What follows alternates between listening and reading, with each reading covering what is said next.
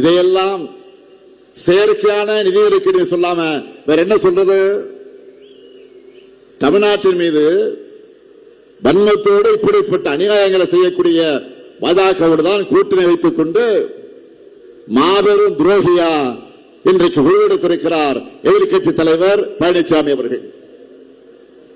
தமிழர் துரோகிகளும் தமிழின துரோகிகளும் வைத்திருக்கக்கூடிய கூட்டணியை மக்கள் முன் அம்பலப்படுத்தி அவங்களுக்கு தோல்வியை நாம் பரிசாக தந்தாக வேண்டும். இதுதான் நம்ம முன்னாடி இருக்கக்கூடிய முதல் கடமை. பொதுவா தேர்தல் கூட்டணியோட ஆயுட்காலம் ரொம்ப குறைவு.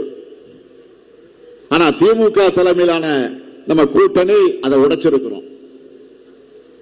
பாசிச பாஜக வீழ்த்தணும் என்ற ஜனநாயக நோக்கத்தோடு 2019 தேர்தலுக்கு முன்பு தொடங்கப்பட்ட நம்முடைய கூட்டணி தொடர்ந்து நடந்திருக்கக்கூடிய 2021 சட்டமன்ற தேர்தலில், இடையில நடந்த நகராட்சி உள்ளாட்சி தேர்தலில், 2026 நடைபெற்ற நாடாளுமன்ற தேர்தலில், இப்போ 2026 சட்டமன்ற தேர்தல் வரையிலும் கொள்கை உறுதியோடு தொடருது. எனக்கு தெரிஞ்சு தமிழ்நாட்டின் தேர்தல் வரலாற்றில் இவ்வளவு நீண்ட கால ஒற்றுமையோடு ஒரு கூட்டணி தொடர்வது இதுதான் முதல் முறை.